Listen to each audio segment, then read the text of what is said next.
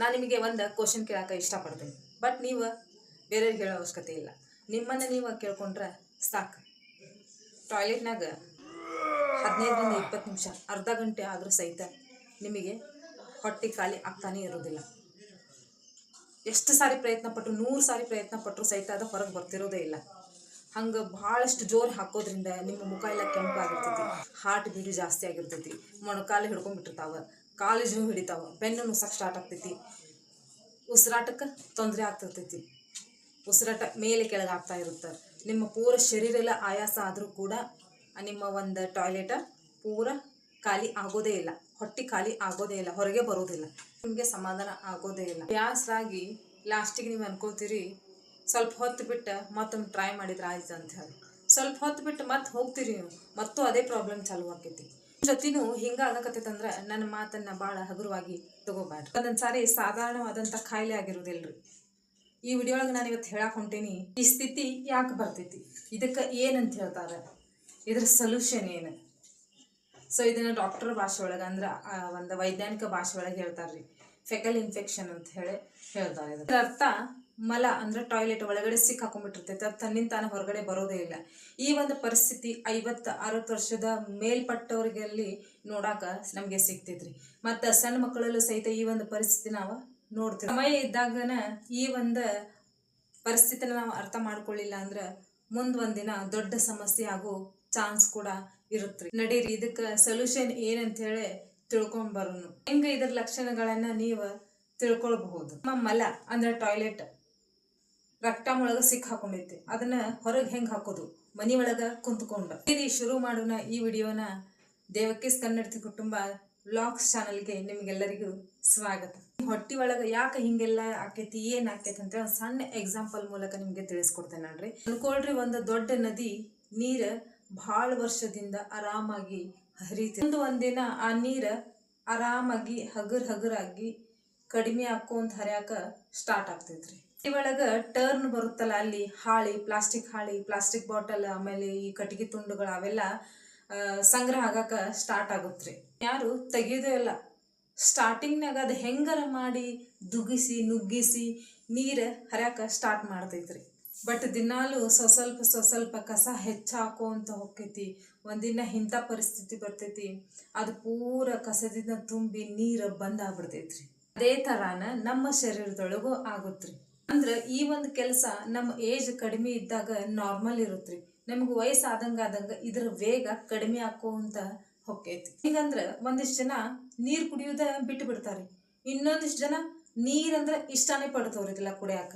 ನಡೆದಾಡೋದ, ಅಡ್ಡಾಡೋದ, ನಮ್ಮ body activities ಎಲ್ಲ ಕಡಿಮೆ ಆಯ್ತಪ್ಪ ಅಂತಂತಂದ್ರೆ ಇಂಥ ಒಂದು ಪರಿಸ್ಥಿತಿ ಬರಾಕ ಕಾರಣ ಆಗಬಹುದ್ರಿ. ಒಂದೊಂದ್ಸಾರಿ ಗುಳಿಗೆಗಳನ್ನ ಜಾಸ್ತಿ ತಗೊಳ್ಳೋದ್ರಿಂದ ಅಂದ್ರೆ ಈ ಒಂದು ಐರನ್, ಕ್ಯಾಲ್ಸಿಯಂ ಟ್ಯಾಬ್ಲೆಟ್, ಒಂದೊಂದ್ಸರಿ ಹಿಂಗೂ ಆಗುತ್ತಾ.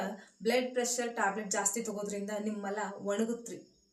ಹಾಗಾಗಿ ನಿಮ್ಮ ಮಲ ಅಂದ್ರೆ ಟಾಯ್ಲೆಟ್ ಡೈಲಿ ಹೊರಗೆ ಬರೋದ ಲಾಸ್ಟ್ ಒಂದು ಮೂಲಿಯೊಳಗೆ ಒಣಗಿ ಬಿದ್ದು ಬಿಟ್ಟಿರ್ತೈತ್ರಿ. ನಿಮ್ಗೆ ಗೊತ್ತೇ ಆಗುದಿಲ್ಲ ಇದೇನ್ ಆಗುತ್ತಂತಂದ್ರೆ ಸಾಫ್ಟ್ ಇರುವಂತ ಮಲ ಅಂದ್ರೆ ಟಾಯ್ಲೆಟ್ ಟೈಟ್ ಆಗಾಕ ಸ್ಟಾರ್ಟ್ ಆಗುತ್ರಿ. ಒಂದಿನ ಇದು ಪೂರ ಮಲಾಶೆ ಒಳಗ ಸಿಕ್ ಹಾಕೊಂಡ್ ಬಿಡ್ತೈತ್ರಿ. ನೀವ್ ಎಷ್ಟೇ ಪ್ರಯತ್ನ ಮಾಡಿದ್ರು ಅದ ಹೊರಗೆ ಬರೋದಿಲ್ಲ. ಇದನ್ನ ಫೆಕಲ್ ಇನ್ಫೆಕ್ಷನ್ ಅಂತ ಕರೀತಾರ್ರಿ. ಬಹಳ ಜನ ಅನ್ಕೋತಾರ ಇದೇನ್ ದೊಡ್ಡ ಕಾಯಿಲೆ ಅಲ್ಲ ಬಿಡ, ಸರಿ ಹೋಗ್ತೈತಿ ಅಂತ ಹೇಳಿ. ನಾಳೆ ಅಲ್ಲ ಅಂದ್ರ ನಾಡಿದ್ದ.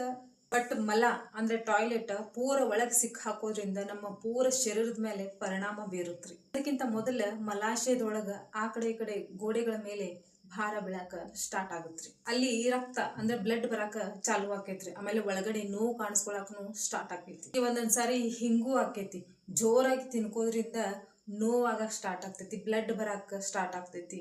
ಆಮೇಲೆ ನಿಮ್ಮ ಒಳಗಡೆ ಸ್ಕಿನ್ ಹರಿಯುವಂಥ ಪರಿಸ್ಥಿತಿ ಸಹಿತ ಬರುತ್ರಿ. ಹಿಂಗ 15-20 ದಿನ ಆದ್ರೂ ಮಲ ಅಂದ್ರೆ ಟಾಯ್ಲೆಟ್ ಹೊರಗೆ ಬರೋದಿಲ್ರಿ. ಈ ಪರಿಸ್ಥಿತಿ ಎಲ್ಲರಿಗೂ ಬರೋದಿಲ್ಲ. ಇದ ಮುನ್ನೆಚ್ಚರಿಕೆ ಕ್ರಮ ಯಾರು ತಗೊಳ್ಳೋದಿಲ್ಲಲ್ಲ ಅವ್ರಿಗೆ ಈ ಒಂದು ಪರಿಸ್ಥಿತಿ ನೋಡಾಕ ಸಿಗುತ್ರಿ. ಇನ್ನೂ ಒಂದು ಆಶ್ಚರ್ಯ ಪಡುವಂತ ಸಮಸ್ಯೆ, ಈ ಒಂದು ಸಮಸ್ಯೆ ಬಹಳ ಜನಕ್ಕೆ ಕಡಿಮೆ ಗೊತ್ತಿರುತ್ರಿ. ಈ ಒಂದು ಪರಿಣಾಮ ಒಂದಕ್ಕೆ ಅಂದ್ರ ಮೂತ್ರದ ಮೇಲೂ ಸಹಿತ ಪರಿಣಾಮ ಬೀರುತ್ರಿ. ನಮ್ಗೆ ಅನಿಸ್ತೈತಿ ಒಂದಕ್ಕೆ ಅಂದ್ರೆ ಮೂತ್ರ ಬರಾಕತ್ತಿಲ್ಲ ಅಂತ ಹೇಳಿ. ನಮ್ಮ ಶರೀರದೊಳಗ ಈ ಮೂತ್ರ ಮತ್ತು ಮಲದ ಚೀಲ ಸಮೀಪ ಇರೋದ್ರಿಂದ ಅವಾಗ ಮಲ ಒಳಗಡೆ ಜಾಸ್ತಿ ಸ್ಟಾಕ್ ಆಕೈತಿ. ಇದು ಮುಂದೆ ಬ್ಲಡರ್ಗೆ ಜೋರ್ ಹಾಕೋದ್ರಿಂದ ಪೇಷಂಟ್ಸ್ಗೆ ಹೊಳ್ಳ ಮಳ್ಳ ಒಂದಕ್ಕೆ ಬಂದಂಗೆ ಆಗ್ತಾವ್ರಿ. ಹಂಗೆ ಬಂದಂಗೆ ಆದ ತಕ್ಷಣ ಬಾತ್ರೂಮ್ಗೆ ಪದೇ ಪದೇ ಹೋದಾಗ 1 ಹನಿ 2 ಹನಿ ಇಷ್ಟ ಬರ್ತಾವ, ಪೂರ್ತಿಯಾಗಿ ಒಂದಕ್ಕೆ ಬರೋದೇ ಇಲ್ಲ ಅವ್ರಿಗೆ.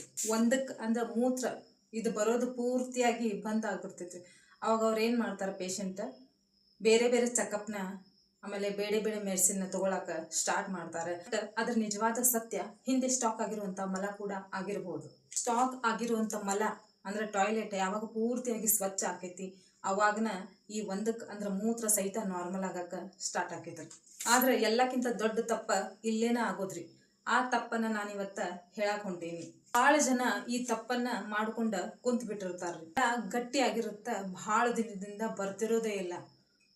ಅದು ಗಟ್ಟಿಯಾಗಿ ಸೈಡಿಂತ್ರ ಲಿಕ್ವಿಡ್ ಥರ ಬರಾಕ ಸ್ಟಾರ್ಟ್ ಆಗಿರ್ತೈತ್ರಿ. ನಾವು ಇದನ್ನ ಏನು ಅನ್ಕೋತೀವಪ್ಪ ಅಂತಂದ್ರೆ ಇದು ನಾರ್ಮಲ್, ಇದು ದೊಡ್ಡ ಸಮಸ್ಯೆ ಅಲ್ಲ ಅಂತ ನಾವು ತಿಳ್ಕೊಂಡಿರ್ತೀವಿ. ಇಷ್ಟು ಜನ ಇದನ್ನ ಭಾಳ ಕೇರ್ಲೆಸ್ ಮಾಡ್ತಾರೆ. ಇದೇನು ಬಿಡ ನಾರ್ಮಲ್ ಲಿಕ್ವಿಡ್ ಥರ ಹೊಂಟೈತಿ, ಈಗಲ್ದ ಆಮೇಲೆ ಇನ್ನೂ ಸ್ವಲ್ಪ ಟೈಮ್ಗೆ ಇದು ಚಲೋ ತೆಂಗ ಬರಬಹುದು ಅನ್ಕೊಂಡು ಹೋಗಿ ಮೆಡಿಕಲ್ಗೆ ಹೋಗಿ ಟ್ಯಾಬ್ಲೆಟ್ಸ್ ತೊಗೊಂಡು ಬಂದು ತಿಂದ್ಬಿಡ್ತಾವ್ರಿ. ಹಂಗೆ ಟ್ಯಾಬ್ಲೆಟ್ ಎಲ್ಲ ತಗೊಳಕ್ಕೆ ಹೋಗ್ಬಾರ್ದ್ರಿ. ವಯಸ್ಸಾದವ್ರಿಗೆ ಈ ಸಮಸ್ಯೆ ಯಾಕೆ ಬರ್ತೈತಿ? 65 ವರ್ಷದ ಮೇಲ್ಪಟ್ಟವ್ರಿಗೆ ಈ ಸಮಸ್ಯೆ ನಮಗೆ ನೋಡಾಕ ಸಿಗ್ತೈತ್ರಿ. ಈ ವಯಸ್ಸಿನವ್ರ ಯಾಕಂದ್ರೆ ವಯಸ್ಸಿಗೆ ಬರೋ ತನಕನು ಶರೀರದೊಳಗೆ ಬಹಳಷ್ಟು ಬದಲಾವಣೆಗಳು ಆಗ್ಬಿಟ್ಟಿರ್ತಾವ್ರಿ. ಎಲ್ಲ ಆಕ್ಟಿವಿಟೀಸ್ ಕಡಿಮೆ ಆಗ್ಬಿಟ್ಟಿರ್ತಾವ್ರಿ. ಬಾಯಾರಿಕೆ ಆಗೋದಿಲ್ಲ, ಹಸಿವಾಗೋದಿಲ್ಲ, ಅದ್ರೊಳಗೆ ಮರುವಿನ ಕಾಯಿಲೆನೂ ಮತ್ತೆ ಬಂದ್ಬಿಡ್ತೈತಿ. ನಾವು ನೀರು ಕುಡಿಬೇಕಾ ಅಥವಾ ಕುಡ್ದಿದ್ವಾ ಇಲ್ಲೋ ಅನ್ನೋದು ಸಹಿತ ನೆನಪಿರೋದಿಲ್ಲ. ಓಡಾಡೋದ ಅಡ್ಡಾಡೋದು ಪೂರಾ ಬಾಡಿ ಮೂವ್ಮೆಂಟ್ ಕಡಿಮೆ ಆಗ್ಬಿಡುತ್ರಿ. ಹಂಗ ಮೆಡಿಸಿನ್ ಕೂಡ ಜಾಸ್ತಿ ಆಗತ್ರಿ. ಹಿಂಗ ದಿನ ಕಳೆದಂಗ ನಮ್ಮ ಶರೀರದೊಳಗೆ ನ್ಯಾಚುರಲ್ ಆಗಿ ಏನು ಆಗಾಕತ್ತೈತೆ ಅಂತ ತಿಳ್ಕೊಳ್ಳುವಂಥ ಕಾಮನ್ ಸೆನ್ಸ್ ಸಹಿತ ನಮಗೆ ಕಡಿಮೆ ಆಗ್ಬಿಡುತ್ರಿ. ಪ್ರೆಷರ್ಗಳಿಂದ ನಾವೇನು ಮಾಡ್ತೀವಿ, ಮಲ ಒಂದು ವೇಳೆ ಬರ್ತಾಯಿದ್ರಿ, ಟಾಯ್ಲೆಟ್ ಹೊರಗೆ ಬರ್ದಿದ್ರೆ ಏನಾದರೂ ಮೂತ್ರ ಕಡಿಮೆ ಆಗಕತ್ರೆ ನಾವೇನು ಮಾಡ್ತೀವಿ, ಇದನ್ನ ಹೋಗ್ಲಿ ಬಿಡ ಅಂತ ನಿರ್ಲಕ್ಷ್ಯ ಮಾಡಿಬಿಡ್ತೇವೆ ರೀ. ನಾನು ಈಗೇನು ಹೇಳಕ್ಕೆ ಹೊಂಟೇನಲ್ರಿ, ಇದನ್ನು ಸ್ವಲ್ಪ ಭಾಳ ಲಕ್ಷ್ಯ ಕೊಟ್ಟು ಕೇಳ್ರಿ. ಒಂದು ವೇಳೆ ಯಾವುದೇ ವ್ಯಕ್ತಿ ಒಳಗೆ ಪೂರ್ತಿಯಾಗಿ ಮಲ ಸಿಕ್ಕಾಕೊಂಡಾಗ ಅಂದ್ರೆ ಟಾಯ್ಲೆಟ್ ಸಿಕ್ಕಾಕೊಂಡಾಗ ಏನು ಮಾಡಬೇಕು? ಜೋರು ಹಾಕಿ ಪ್ರೆಷರ್ ಹಾಕೋದನ್ನ ಬಂದ್ ಮಾಡ್ರಿ. ಇನ್ನೂ ಸ್ವಲ್ಪ ಜೋರು ಹಾಕಿದ್ರೆ ಬರಬಹುದು ಅನ್ನೋದನ್ನ ಮೊದಲ ಬಿಡ್ರಿ. ಮಲ ಗಟ್ಟಿ ಆಗಿರೋದ್ರಿಂದ ಹೊರಗೆ ಬರೋ ಬದಲಾಗಿ ಆ ಕೆಳಗಿನ ಭಾಗ ಅಂದ್ರೆ ಈ ಮಲದ್ವಾರ ಏನಿರುತ್ತಲ್ಲ ಅದು ಕಟ್ ಆಗೋ ಚಾನ್ಸಸ್ ಕೂಡ ಇರುತ್ತೆ. ಹಂಗೆ ಜೋರು ಹಾಕೋದ್ರಿಂದ ಬ್ಲಡ್ ಕೂಡ ಬರುತ್ತೆ, ಜೊತೆಗೆ ಈ ಮಲಾಶಯದ ಒಳಗಿನ ಪದರ ಏನಿರುತ್ತಲ್ಲ ಅದು ಹರಿಯುವಂಥ ಚಾನ್ಸ್ ಕೂಡ ಇರುತ್ತೆ. ಜೊತೆಗೆ ಈ ಪೈಲ್ಸ್ ಕೂಡ ಬರುವಂಥ ಚಾನ್ಸಸ್ ಜಾಸ್ತಿ ಇರುತ್ತೆ. ವಯಸ್ಸಾದವರಲ್ಲಿ ಬ್ಲಡ್ ಪ್ರೆಷರ್ ಮೇಲೆ ಕೆಳಗೆ ಕೂಡ ಆಗಬಹುದು, ಜೊತೆಗೆ ಹಾರ್ಟ್ ಮೇಲೆ ಪರಿಣಾಮ ಸಹಿತ ಬೀಳಬಹುದ್ರಿ. ಹಂಗಂತ ಗಾಬರಿ ಆಗೋ ಅವಶ್ಯಕತೆ ಇಲ್ರಿ. ಆರಾಮಾಗಿ ಉಸಿರು ತಗೊಳ್ರಿ. ನಾನು ಹೇಳುವಂಥ ಈ ಟಿಪ್ಸ್ಗಳನ್ನ ಫಾಲೋ ಮಾಡ್ರಿ. ಗ್ಲಿಸರಿನ್ ಸಪೋಸಿಟ್ರಿ ಒಂದ್ ವೇಳೆ ಮಲ ಅಂದ್ರೆ ಟಾಯ್ಲೆಟ್ ಬಂದ್ ಕುಂತೈತಿ, ಹೊರಗೆ ಬರಕ ತಯಾರಿಲ್ಲ ಅಂದಾಗ ಡಾಕ್ಟರ್ ಇದನ್ನ ಸಜೆಸ್ಟ್ ಮಾಡ್ತಾರ್ರಿ. ಡಾಕ್ಟರ್ ಯೂಸ್ ಮಾಡ್ರಿ ಅಂತ ನಿಮ್ಗೆ ಹೇಳ್ತಾರೆ. ಇದು ಯಾವುದೇ ಜಾದು ಮಾಡುವಂತ ಮೆಡಿಸಿನ್ ಅಲ್ರಿ. ಇದು ನಿಮ್ಮ ಸುತ್ತಮುತ್ತ ಸಮೀಪದಲ್ಲಿರುವಂಥ ಮೆಡಿಸಿನ್ ಒಳಗೆ ಭಾಳ ಅಂದ್ರೆ ಭಾಳ ಈಸಿಯಾಗಿ ಸಿಗ್ತೈತಿ. ಆಮೇಲೆ ದುಡ್ಡು ಕೂಡ ಭಾಳ ಕಡಿಮೆ ಇರುತ್ತೆ. ಕೆಲಸ ಏನಪ್ಪ ಅಂತಂದ್ರೆ ಆಜು ಬಾಜು ಹಸಿ ಮಾಡೋದ್ರಿ. ಅಂದ್ರೆ ಗಟ್ಟಿಯಾಗಿರೋಂಥ ಮಲ ಟಾಯ್ಲೆಟನ್ನು ಸಾಫ್ಟ್ ಮಾಡೋದ್ರಿ.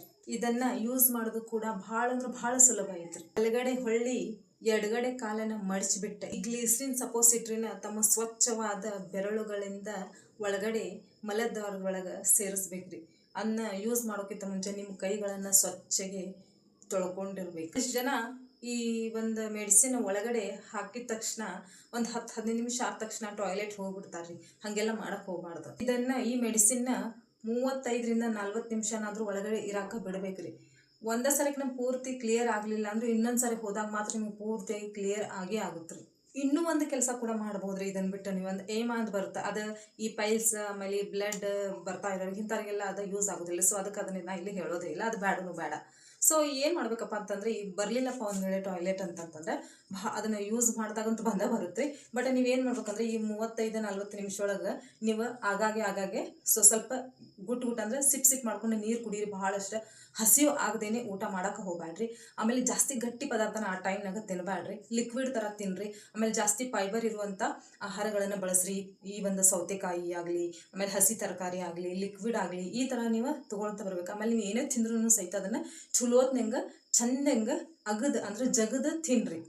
ನಿಮ್ಮಿಂದ ಎಷ್ಟು ಆಕೈತೆ ಅಷ್ಟು ಹಂಗೆ ಗುಳುಮ್ ಅಂತ ನುಂಗಕ್ಕೆ ಹೋಗ್ಬೇಡ್ರಿ. ಆಮೇಲೆ ಅಡ್ಡಾಡ್ರಿ, ಆಮೇಲೆ ಸ್ವಲ್ಪ ವಾಕ್ ಮಾಡಿರಿ, ಆಮೇಲೆ ಜಾಸ್ತಿ ನೀರು ಕುಡೀರಿ. ಸಿಪ್ ಮಾಡ್ಕೊಂಡು ನೀರು ಕುಡೀರಿ. ಇಂದ ಆಕೈತಪ್ಪ ಅಂತಂದ್ರೆ ಬಿಸಿ ನೀರನ್ನು ಸಹಿತ ಕುಡಿಬಹುದು ನೀವು. ಅದನ್ನು ಯಾವುದೇ ನೀರು ಕುಡೀರಿ ನೀವು, ತಣ್ಣೀರು ಕುಡಿರಿ ಅಥವಾ ಬಿಸಿನೀರು ಕುಡೀರಿ, ಸಿಪ್ ಮಾಡ್ಕೊಂಡು ಕುಡೀರಿ. ಆ ಬಿಸಿ ನೀರೊಳಗೆ ಸ್ವಲ್ಪ ಲಿಂಬೆ ರಸ ಅಥವಾ ಆಮ್ಲ ರಸ ಹಾಕೊಂಡು ಸಹಿತ ನೀವು ಕುಡಿಬಹುದು. ನಡೀರಿ, ಈಗ ನಾನು ಹೇಳಕ್ಕೆ ಹೊಂಟಿರುವಂಥ ಒಂದು ರೆಮಿಡಿ ನಿಮಗೆ ಹುಚ್ಚ ಥರ ಅನ್ನಿಸ್ಬೋದು, ಬಟ್ ಇದನ್ನು ಯೂಸ್ ಮಾಡ್ತಿರಲ್ಲ, ಅದರ ಪರಿಣಾಮ 101% ರೀ. ಸೊ ನಡೀರಿ, ಅದೇನಂತೇಳಿ ಫಟಾಫಟ್ ಅಂತ ನೋಡ್ಕೊಂಬಂದ್ಬಿಡು. ನೈಟ್ ಮಲ್ಕೊಳ್ಳುವಾಗ ಬಿಸಿ ಹಾಲಿಗೆ ಬ್ಲ್ಯಾಕ್ ಪೆಪ್ಪರ್ ಪೌಡರ್ ಅಂದರೆ ಕರಿ ಕಾಳಿನ ಮೆಣಸಿನ ಪೌಡರ್ನ ಒಂದು ಚಿಟಿಕೆ ಹಾಕೊಳ್ರಿ. ಬೇಕಂದ್ರೆ ನೀವು ಸ್ವಲ್ಪ ಬೆಲ್ಲ ಸಹಿತ ಮಿಕ್ಸ್ ಮಾಡ್ಕೊಂಡು ಅದನ್ನು ತಿರುಗಿಸ್ಕೊಂಡು ಮಿಕ್ಸ್ ಮಾಡ್ಕೊಂಡು ಸಿಪ್ಸಿ ಮಾಡ್ಕೊಂಡು ಕುಡೀರಿ. ನೋಡ್ರಿ ಬೆಳಗ್ಗೆ ಅನ್ನೋದ್ರೊಳಗೆ ಅದ್ರ ಪರಿಣಾಮ ಹೆಂಗಿರ್ತೈತೆ ಅಂತೇಳಿ. ಇಲ್ಲಪ್ಪ ನಾವು ಹಾಲು ಕುಡಿಯೋದಿಲ್ಲ ವ್ಯಾಕ್ ಅಂತಾರೆ ಒಬ್ಬೊಬ್ಬರ. ಸೊ ನಡೀರಿ, ಅವ್ರಿಗೂ ಕೂಡ ಒಂದು ಇಲ್ಲೇ ಹೇಳ್ತೇನೆ. ಏನಪ್ಪ ಅಂತಂದ್ರೆ, ಟೀ ಮಾಡ್ತಿರಲ್ಲ, ಚಹಾ ಮಾಡುವಾಗ ನೀವು ಚಹಾ ಪುಡಿನೂ ಸ್ವಲ್ಪ ಕಡಿಮೆ ಹಾಕೊಳ್ರಿ. ಆಮೇಲೆ ಶುಗರ್ ಸಹಿತ ಅಂದರೆ ಸಕ್ಕರೆನೂ ಕಡಿಮೆ ಹಾಕೊಳ್ರಿ. ಅದ್ರಾಗ ಸೋಂಪಿನ ಕಾಳು ಅಂತ ಹೇಳ್ತೀವಿ ನಾವು. ಈ ಸಪ್ಪೆ ಇರೋದನ್ನು ಹಾಕೊಳ್ರಿ, ಸ್ವೀಟ್ ಇರೋದನ್ನು ಹಾಕೋಬೇಡ್ರಿ. ಹಾಕೊಂಡು ಚಲೋತ್ನಾಗ ಅದನ್ನು ಕುದಿಸ್ಕೊಂಡು ಸೋಸಿದಾದ್ಮೇಲೆ ಅದಕ್ಕೆ ಸ್ವಲ್ಪ ಘೀ ಅಂತಂದರೆ ಈ ತುಪ್ಪ ಹಾಕೊಳ್ರಿ. ಒಂದು ಅರ್ಧ ಚಮಚ ಅಥವಾ 1 ಚಮಚ, ನೀವು ಎಷ್ಟು ಕ್ವಾಂಟಿಟಿ ತಗೋತಿರಲ್ಲ ಅದ್ರ ಮೇಲೆ ಡಿಪೆಂಡ್ ಆಗಿರ್ತೈತಿ. ಅದಕ್ಕೊಂದು ಸ್ವಲ್ಪ ತುಪ್ಪ ಹಾಕೊಳ್ರಿ. ತುಪ್ಪನೂ ನಾವು ತಿನ್ನೋದಿಲ್ಲ ಅನ್ನೋರು, ಸೊ ಅವ್ರಿಗೂ ಕೂಡ ಇಲ್ಲಿ ಒಂದು ಆಪ್ಷನ್ ಐತಿ. ಏನಪ್ಪ ಅಂತಂದ್ರೆ coconut oil, Virgin coconut oil ಸಿಗುತ್ತೆ ನೋಡ್ರಿ, ತಿಂತಾರ. ಈ ಊಟದೊಳಗೆ ನಾವು ಅಡುಗೆ ಮಾಡೋಕೆ ಯೂಸ್ ಮಾಡ್ತೇವೆ, ಬಳಸ್ತೀವಿ. ಈ ಒಂದು ಕೊಬ್ಬರಿ ಎಣ್ಣೆನ ಅದನ್ನು ಸಹಿತ ನೀವು ಹಾಕೊಳ್ಬಹುದು, ನಾವು ತುಪ್ಪ ತಿನ್ನೋದಿಲ್ಲ ಅನ್ನೋರಿಗೆ. ಅದಕ್ಕೆ ಬ್ಲ್ಯಾಕ್ ಪೆಪ್ಪರ್ ಪೌಡರ್ ಅಂದರೆ ಕರಿ ಕಾಳಿನ ಮೆಣಸಿನ ಪೌಡರ್ ಸಹಿತ ಹಾಕೋಬೇಕಾಗ್ತೈತ್ರಿ. ಈ ಚಹಾ ಕುಡಿಯುವಾಗ ಈ ಕರಿ ಕಾಳಿನ ಮೆಣಸಿನ ಪೌಡರ್ ನಾವು ಹಾಕೊಂಡು ಕುಡಿಯಾಕತ್ರ ಅದು ಸ್ವಲ್ಪ ಉರಿ ಅಂದಂಗೆ ಅನಿಸ್ತೈತ್ರಿ ಬಾಯಿಗೆ. ಸೊ ಅವಾಗ ನೀವೇನು ಮಾಡ್ತೀರಿ, ಸ್ವಲ್ಪ ಅಂಗೈ ಒಳಗೆ ಹಾಕೊಂಡು ಅದನ್ನು ನೆಕ್ಕೊಂಡು ಅಥವಾ ಹಿಂಗೆ ಹಾಕೊಂಡು ಚಾನ ಮೇಲೆ ಕುಡಿಬಹುದು. ನೀವು ಸ್ವಲ್ಪ ಅಂದ್ರೆ ಸ್ವಲ್ಪ ತೊಗೋಬೇಡ್ರಿ, ಸ್ವಲ್ಪ ತೊಗೊಳ್ರಿ. ನಾರ್ಮಲ್ ಆಗಿ ತೊಗೊಂಡು ಅದನ್ನು ತಿಂದು ಚಾ ಸಹಿತ ಕುಡಿಬಹುದು. ಇದರ ಪರಿಣಾಮ ಮಾತ್ರ ಸೂಪರ್ ಆಗಿರುತ್ತೆ. ನಾವು ಇವೆರಡು ಬೇಡಪ್ಪ ನಮಗೆ ಅನ್ನೋರಿದ್ರೆ 3ನೇ ಆಪ್ಷನ್ ರೀ.